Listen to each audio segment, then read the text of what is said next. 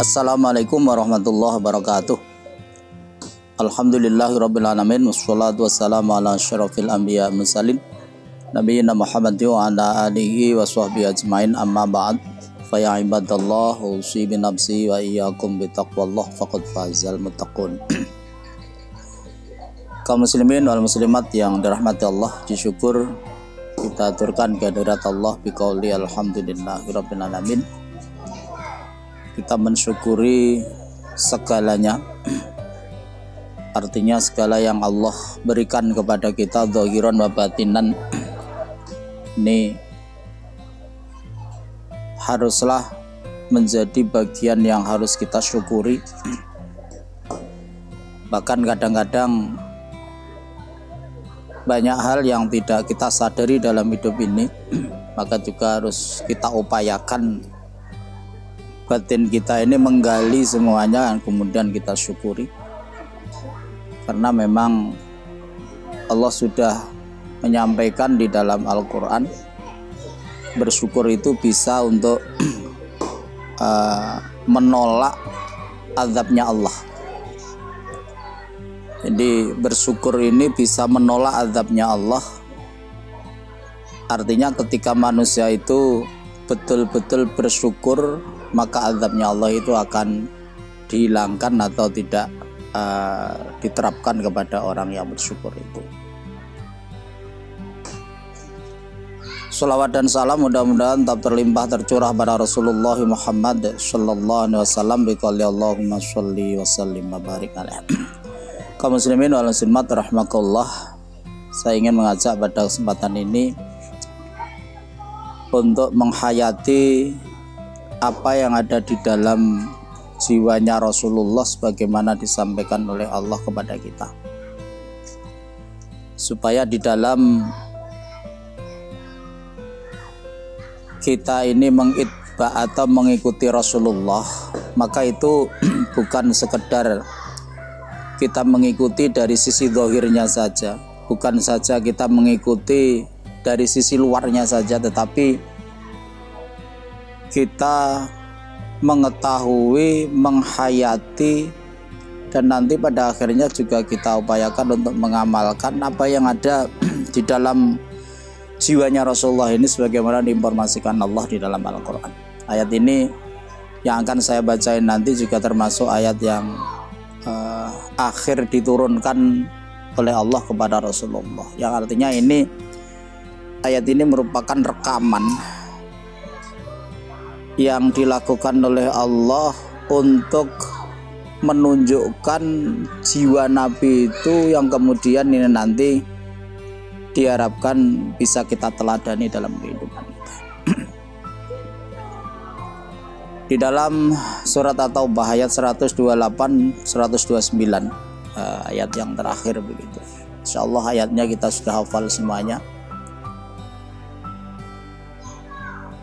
A'udzubillahi minasyaitonirrajim. Bismillahirrahmanirrahim. Laqad ja'akum rasulun min anfusikum azizun 'alaihi ma anittum harisun 'alaikum bil mu'minina raufur rahim. Fa in tawallaw faqul hasbiyallah la ilaha illa huwa 'alaihi tawakkaltu wa huwa rabbul arsyil azim.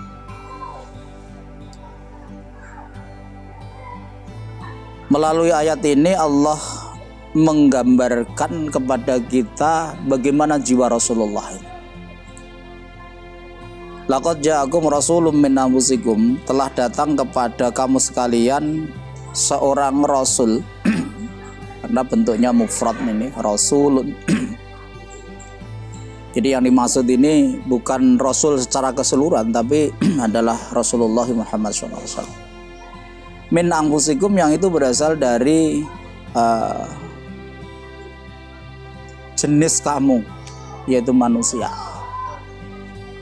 Beliau ini memiliki karakter satu, ngazizun 'alaihi ma anittum. Nabi itu memiliki jiwa ikut merasakan beratnya penderitaan kita semuanya ini. Jadi ini karakter jiwa Rasulullah yang pertama. Beliau ini orang yang sangat merasa dan merasa kasihan kepada kita betapa beban hidup ini memang luar biasa. Artinya beliau ini bukan orang yang sekedar memikirkan dirinya sendiri, tetapi Rasulullah ini adalah orang yang betul-betul memikirkan umat, bukan saja memikirkan dalam konteks kehidupan dunia tetapi juga dalam konteks kehidupan akhirat. Makanya ketika Nabi ini sudah menjelang wafatnya itu, maka kalimat yang keluar dari lisannya Rasulullah ini adalah ketika malaikat sudah menyampaikan bahwa nanti Rasulullah ini akan mendapat jaminan surga, mendapatkan pelayanan seperti ini dan sebagainya, itu justru Rasulullah menyampaikan ummati, ummati, ummati. Lantas bagaimana dengan umatku? Lantas bagaimana dengan umatku? Ini yang pertama. Jadi kalau kita ini ingin mengikuti Rasulullah, jadilah seorang manusia yang betul-betul ikut memahami beban berat yang disandang oleh orang lain. Selama kita ini belum pernah memikirkan dan juga mengambil langkah-langkah tertentu untuk meringankan beban orang lain, maka kita ini belum termasuk orang yang menjiwai Rasulullah. Yang kedua, harisun alaikum.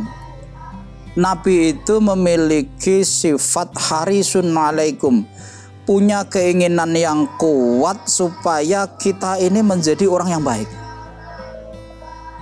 Jadi Nabi ini bukan sekedar menyampaikan risalah kemudian habis itu bahasa kita itu ya sudahlah, gelem yo kono ra gelem yo kono, bukan itu. Tapi harisun alaikum, punya keinginan yang kuat supaya kita ini menjadi orang yang baik. Ini yang kedua. Jadi di dalam kehidupan ini ya marilah kita ini menghayati ini. Kita mendoakan orang lain supaya menjadi baik kan begitu. Jangan pernah terlontar dari lisan kita ini doa-doa yang tidak baik, dan juga jangan pernah kita ini melakukan sesuatu yang justru membebani orang lain, melakukan sesuatu yang mendolimi orang lain, karena ini bertentangan dengan jiwanya Rasulullah. Yang ketiga, bil mu'minina raufur rahim. Rasulullah ini adalah sesosok manusia yang dengan sesama orang yang beriman itu raufur rahim. Beliau ini memiliki belas kasihan yang luar biasa. Jadi belas kasihan Rasulullah kepada orang-orang yang beriman ini luar biasa. Memikirkan orang yang beriman. Jangan malah nanti kita ini sebaliknya, dengan sesama orang yang beriman kita ini bahasa kita itu bengkerengan terus, dengan orang yang tidak beriman justru malah runtang-runtung. Padahal di ayat yang lain Allah juga sampaikan asyidda'u 'alal kuffar ruhama'u bainahum. Jadi para pengikutnya Rasulullah ini adalah asyidda'u 'alal kuffar, tegas Pak. Jadi bukan keras kemudian melakukan hal-hal yang bersifat destruktif begitu, tidak, tetapi tegas. Tegas itu artinya ada batas-batas di mana karakter kita sebagai seorang yang beriman ini berbeda dengan karakter sebagai orang-orang yang tidak beriman. Jadi Raufur Rahim ini menjadi salah satu di antara jiwanya Rasulullah. Bagaimana Rasulullah ini ketika menghadapi orang-orang yang berpaling dari beliau, orang-orang yang menentang dakwah beliau, orang-orang yang tidak menyukai beliau. Lanjutan ayat itu, fa in tawallau faqul hasbiyallah la ilaha illahu alaihi tawakkaltu wa huwa rabbul arsyil azim.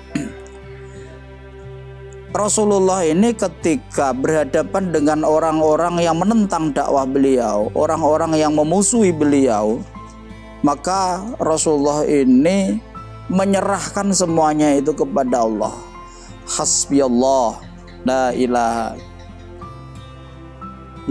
illahu alaihi tawakkaltu. Jadi Rasulullah menyerahkan kondisi orang-orang yang tidak menerima ajaran Islam itu kepada Allah, dan beliau mencukupkan bahwa Allah itu cukup bagi beliau ini. Kemudian beliau ini bertawakal. Kaum muslimin wal muslimat rahimakumullah. Jadi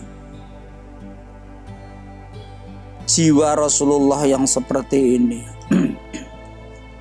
yang saat ini sangat kita butuhkan.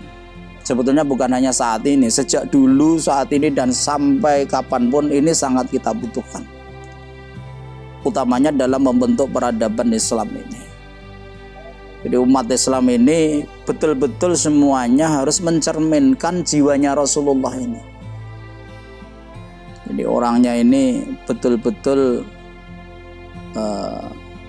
memperhatikan sesama muslim. Orangnya ini sangat peduli terhadap sesama muslim. Orangnya ini sangat menyayangi sesama muslim. Dan bila ada orang yang menentang, maka Rasulullah ini mencukupkan Allah itu sebagai segala sesuatunya. Ini yang harus kita miliki. Insya Allah kalau karakter ini bisa kita bangun di dalam jiwa kita masing-masing, maka insya Allah persatuan Islam, maka insya Allah kerukunan di antara kita umat Islam utamanya, maka nanti akan bisa terbentuk. Ukhuwah Islamiyah ini akan terbentuk sehingga akan meninggikan kualitas Islam di muka bumi ini. Kaum muslimin wal muslimat rahimakumullah. Jadi monggo kita hayati, monggo kita fahami, dan kemudian kita lakukan di dalam kehidupan dunia ini, ya, dengan harapan kita hidup di dunia ini bukan sekedar memperjuangkan diri kita, tetapi kita ini juga memperjuangkan Islam, memperjuangkan agamanya Allah, dengan harapan seluruh aspek kehidupan kita ini berada di dalam bingkai ridhonya Allah Subhanahu wa taala. Mudah-mudahan ada manfaatnya, ada kekurangan mohon maaf yang sebesar-besarnya. Nasrun minallah wa fathun qarib wa basyiril mu'minin. Assalamualaikum warahmatullahi wabarakatuh.